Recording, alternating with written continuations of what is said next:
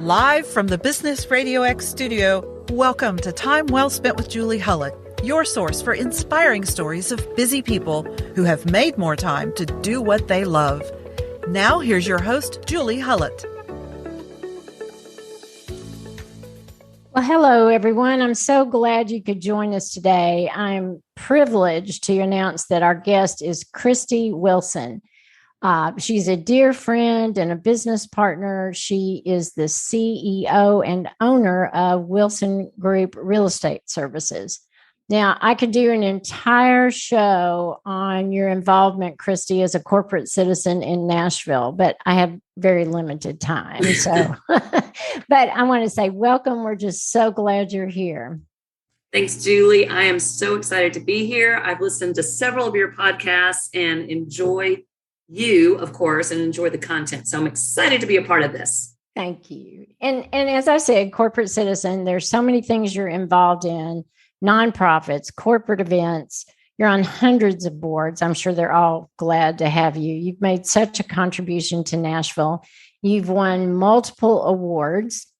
And I know several things about you. I do know you have your own podcast called Moving Up, and I've also listened to that and learned every single time I do. So running an incredible real estate business, I think I read you had 70 plus agents, right? In the middle. We hit 80 last week. Excellent. Congratulations. Yay. Thank you. And it's obviously a crazy time for the market and the economy, and we'll get back into that a little bit. But I want to know, when you were a kid, was it sort of predestined that you were going to go into that business, or did you want to be a teacher? Or I guess, how did you get from A to B? Great question. So I grew up in a real estate family. My father started in real estate in 1968. He started Continual Learning Institute, which is the premier instructor or school that you go to get your real estate license. I worked for him there in high school. And then in college, I worked as a real estate appraiser. So I kind of wanted to go into, I didn't want to go into real estate sales, interestingly enough.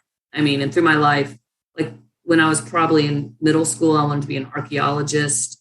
In high school, I wanted to be an entrepreneur of some sort in the real estate space, but not a real estate agent. And then in college, I wanted to go into corporate America and work my way up to be a VP or CEO of some big corporate thing.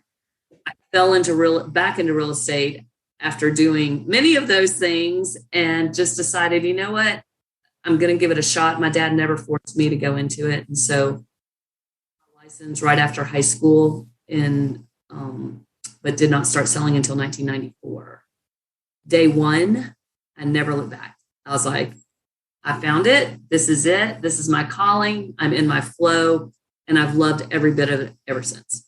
That's excellent. I mean, so few people get that honor and privilege, you know, and you're obviously, you do love it because you're so good at it. And that keeps going and going and going, and all your energy that you give to people. I know that you've helped me personally with the sale of a couple of homes. You've helped several of my clients, and your company motto is love where you live.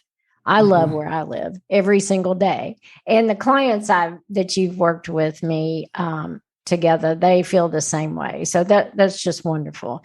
I know you've been very supportive of me personally and professionally. I know you help women a lot in your nonprofit work. I know you've been very active in Habitat for Humanity, which certainly gives back a lot to single women and other families as well. On a personal note, I know you like shoes and travel. True. Good wine. True. Laughing. Yeah, very, very true. Okay. What makes you laugh every time?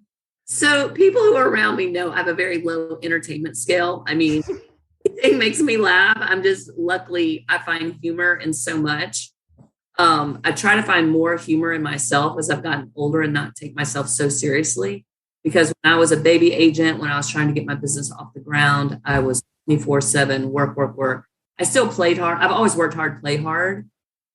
But I would really beat myself up for not being perfect in the business or anything. And the beauty of getting older and wiser is that I actually feel like I'm getting younger because I find more things funny, interesting, non-judgmental. You just look at that and laugh. So, yeah, I think I just have a happy heart. That's great. That is great. And it shows. Thanks.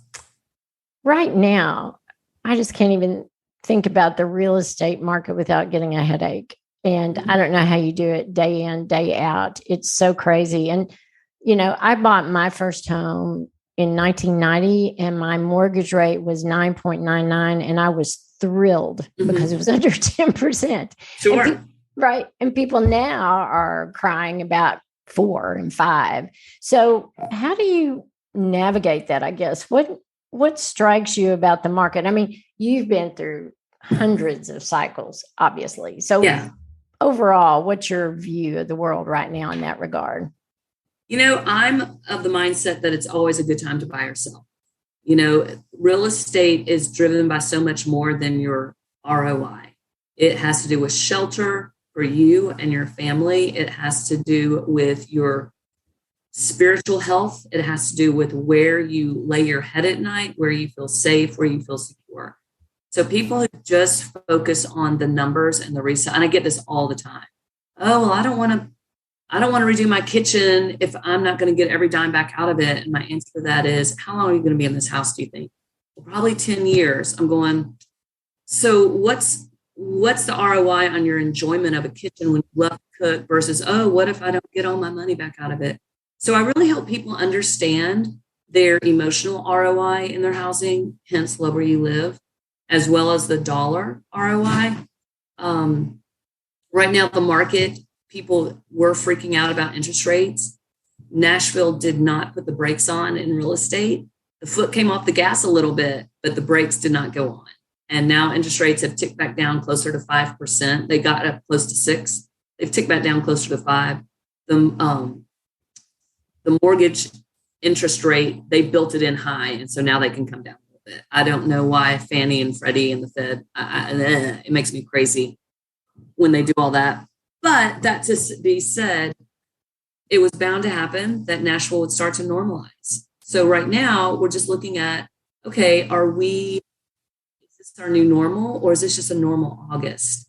To me, this feels like a very normal August. If this was 2019, no one would be blinking. But we were in a vortex of crazy in 20 and 21 that we had never seen before. Not sure if we'll see it again in our lifetime. We may, I don't know. But I just feel like we are starting to normalize and stabilize in Nashville, and nothing could feel better to me. Good. Well, and I also think what might contribute to that also, obviously, is the growth here. I've been back to Nashville since 2000, and we've been on this trajectory, but it seems like about the last 6 years, and you may have different insight, we've been on warp speed. I mean, we become a destination city. There's all these hotels being built. There's all this influx. I'm a little concerned about that. I'm all for growth and progress, and I like all the new options we have. But if you were going to give advice to the Nashville leadership, and that's the mayor, the convention center, all the sports teams that are coming in here, what would you say to them? What advice would you give? My first bit of advice is let's manage the growth so that everyone is experiencing a positive return of Nashville's growth. I'm seeing so much, it's all so much outside money coming in here. Mm-hmm. And it seems like it's out of control. I've always said, well, for the past 2 years, I say, can we just put a bowl on the city and say, we're full. You can't come here anymore. Just give us 6 months to catch up. That, of course, will not work. So managing the growth first and foremost is important.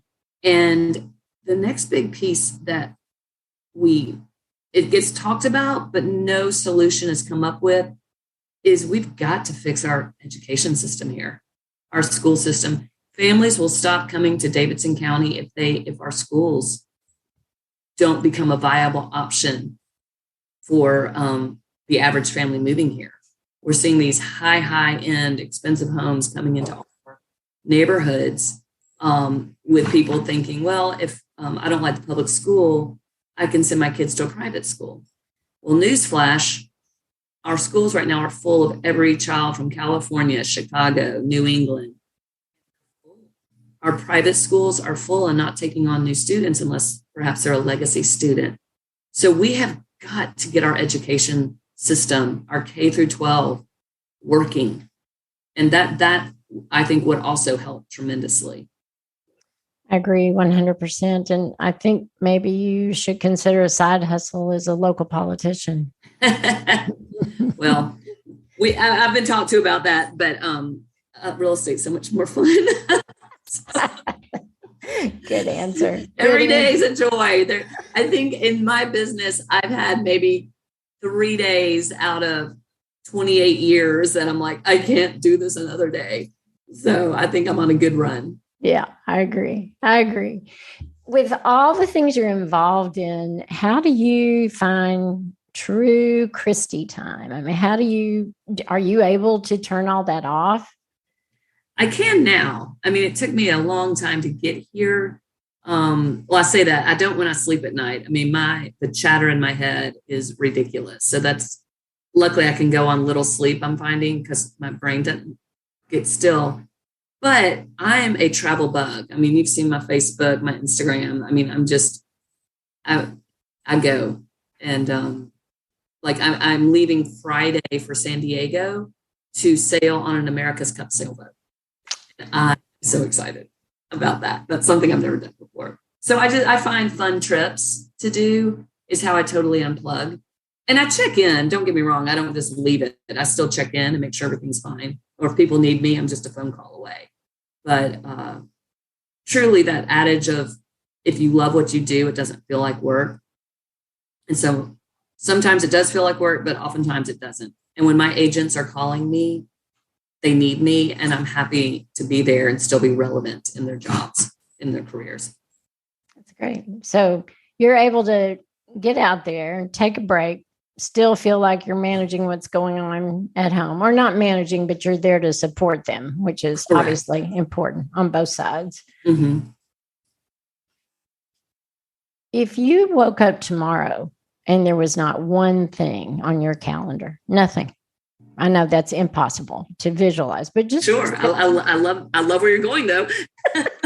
So look at a blank. I'm putting that on my vision board. So look at a blank sheet on tomorrow. Okay. And I think that's the 17th. And tell me what you would do all day long. Oh my gosh. I think I would work in my yard. I never get to work in my yard anymore.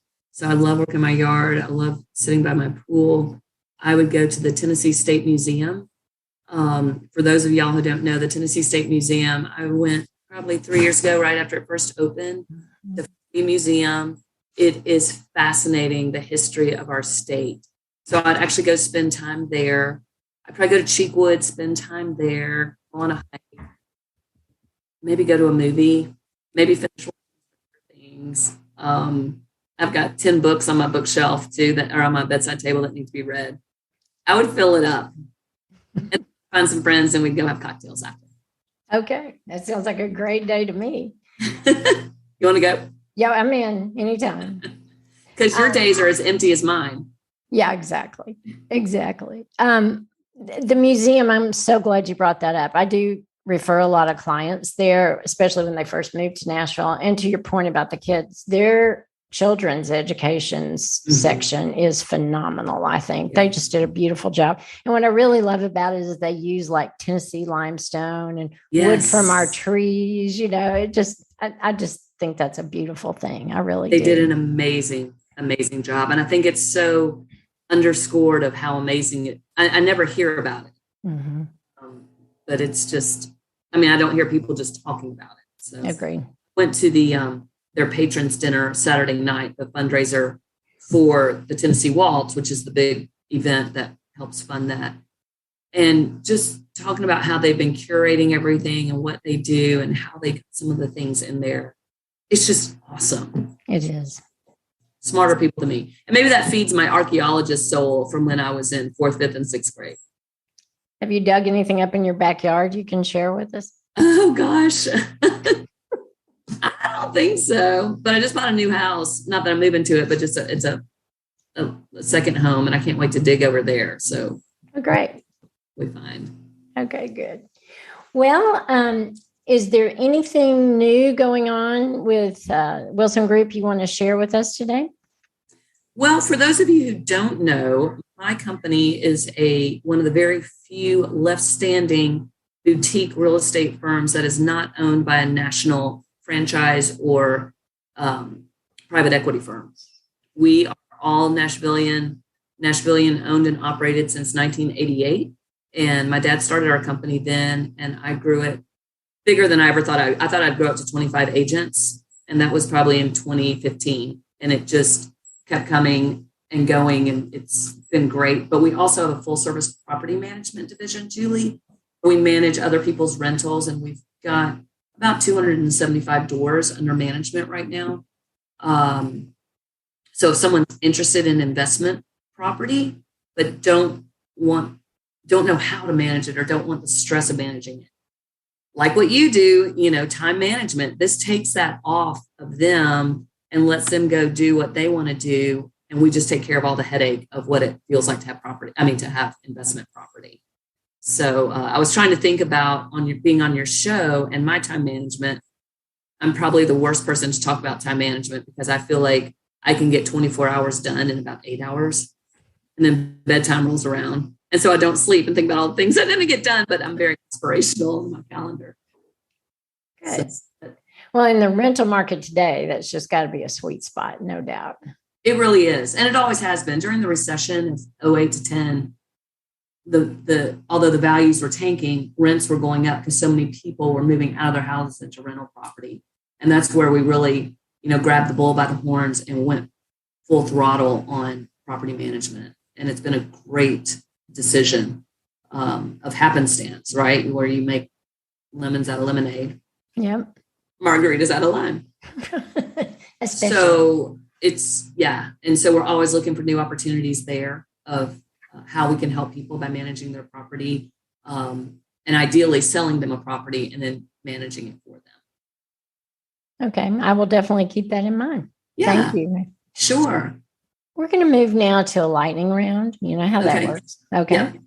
All right. So coffee or tea? Coffee. Window or aisle?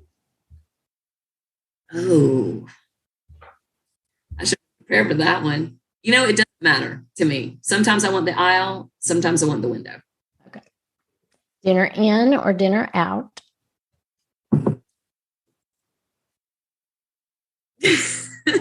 Really, I'm not good at lightning. I eat out so much. I love eating in if I have a friend to share it with. If I'm home by myself, I'm just going to eat cheese. So the single girl's friend. Right. All right. Staycation or vacation? I've never done a staycation, so I guess I'd have to say vacation. Okay. Well, I shouldn't even ask the next one, introvert or extrovert. Extrovert. Yeah, I think we can skip that. All right. Mountains or the beach? Beach. Last, if you had a time machine, what decade would you go visit? Ooh, your questions are amazing. I would probably go to the 20s during, flappers and fun parties, like the Great Gatsby type era. Mm-hmm. The clothes were so cool. So cool. But I like the 50s. I like the clothes from the 50s. Mm-hmm. You know me, I love clothes, fashion, shoes, handbags, hats. So there's fun fashion everywhere. And also I would love to have, I loved Laura Ingalls Wilder growing up. So being a prairie girl, I wouldn't mind being, the mid to late 1800s on the prairie with the Wilder family. With the Ingalls family. I'm visualizing you. Pigtails and a bonnet. Don't think it's your best look, but Determined. And I'm a big fan of deodorant. So that would have been a rough century for me. Okay. Well, thank you so much for being with us today. To wrap up, where can our listeners connect with you online, social media, etc.? Sure. I'm on Facebook, Instagram, LinkedIn as Christie Wilson.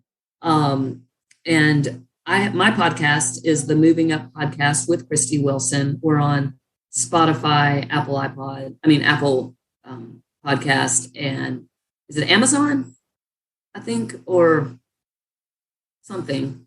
There's the third one that my marketing director tells me about. Okay. But Julie, I can't wait to have you on my podcast because you are so kind to interview me. But what Julie does for my clients and for me is spectacular. I sometimes will give Julie as a gift. I know that sounds crazy, but to my clients after closing, and she is just such a game changer in their lives. And they're very, very busy people. And you give them that freedom to spend time with their kids, or if they travel a lot, to take care of everything around their household and their life in Nashville. So I appreciate you from the bottom of my heart. Well, thank you so much. I appreciate your kind words. Easy to say. And thanks again for being here. Thank you all for listening. If you have questions about the podcast, please connect with me on LinkedIn or Instagram. I answer all messages. Thanks again, and I will see you soon.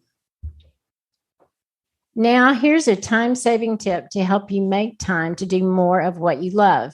They say time is money, but I believe our time is more valuable than money. In fact, I consider time to be our most precious resource. The next time a project arises, rather than thinking about how much money your time is worth, consider the opportunity cost of doing something yourself. What do you have to say no to in order to say yes to take on this task? You can't put a price tag on a once-in-a-lifetime travel opportunity or time with your growing children. You may find that paying money for someone else to handle the job is well worth the time you gain. Thanks for tuning in to Time Well Spent with Julie Hullett. This show is brought to you by Julie Hullett Concierge LLC, a personal concierge service in Nashville, Tennessee. Learn more at juliehullett.com.